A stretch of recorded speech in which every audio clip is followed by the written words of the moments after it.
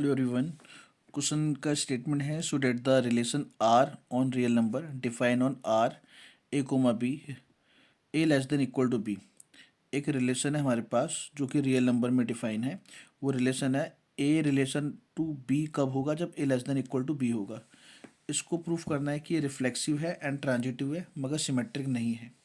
ठीक है, तो देखो इसे स्टार्ट करते हैं। सबसे पहले हमें गिवन है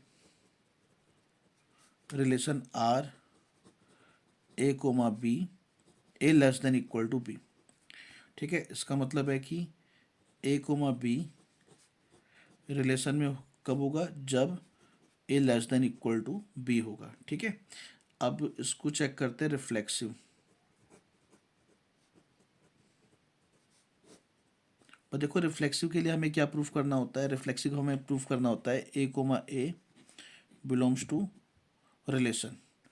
सिमेट्रिक के लिए हमें प्रूफ करना होता है कि अगर ए कोमा बी रिलेशन में है तो B comma A B relation में होना चाहिए। ठीक है, और ट्रांजिटिव के लिए हमें प्रूफ करना होता है कि अगर ए कोमा बी रिलेशन में है एंड बी कोमा सी भी रिलेशन में है तो ए कोमा सी रिलेशन में होना चाहिए। ठीक है, तो देखो रिफ्लेक्सिव में सिर्फ एक ही एलिमेंट एक ही जरूरत होती है, तो हम लोग लेट करेंगे ए बिलोंग्स टू कहाँ से, रियल नंबर में से, रियल नंबर। ठीक है, तो ए कोमा ए प्रूफ करना है तो ए कोमा ए का मतलब क्या हो जाएगा, ए लेस देन इक्वल टू ए। तो ये बताओ ए लेस देन इक्वल टू ए तो होता है भाई, ए इक्वल टू ए तो है ही, तो ये स्टेटमेंट हमारा ट्रू है, विच इज ट्रू। तो इसका मतलब A comma A belongs to relation हो गया। तो आर क्या हो गया, आर हमारा रिफ्लेक्सिव हो गया। ठीक है, उसके बाद हमें इसमें प्रूफ करना है सिमेट्रिक। सिमेट्रिक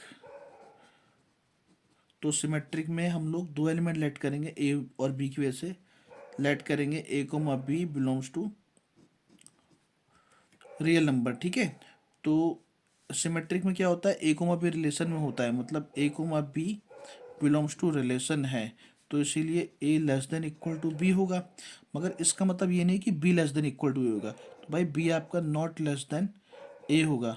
ठीक है ना, आप इसको एग्जांपल से समझ सकते हैं, जैसे कि for A equal to one और B is equal to two let कर लिया मैंने, तो यहाँ से one less than equal to two है, मगर मगर वन आपका, सॉरी टू आपका नॉट लेस देन वन है, तो इसीलिए B comma A not belongs to आपका रिलेशन होगा। ठीक है, तो इसीलिए आर क्या हो गया, आर इज नॉट सिमेट्रिक हो गया, आर इज नॉट सिमेट्रिक। उसके बाद हमें इसमें प्रूफ करना है ट्रांजिटिव। ट्रांजिटिव ठीक है ना, ट्रांजिटिव के लिए आपको A B C three elements की जरूरत पड़ेगी, तो लेट करेंगे let A B and C belongs to real number. ठीक है, अब इसमें ए कोमा बी रिलेशन में होता है, इसका मतलब A less than equal to B. B comma C relation में होता है, इसका मतलब B less than equal to C. अब देखो ए बी से छोटा है, बी सी से छोटा है, तो भाई ए सी से छोटा हो ही गया है ना, तो ए आपका यहाँ पे लेस देन इक्वल टू सी हो गया। आप चाहो तो फॉर एग्जांपल देख सकते हो, for A is equal to one, B is equal to two and C is equal to three.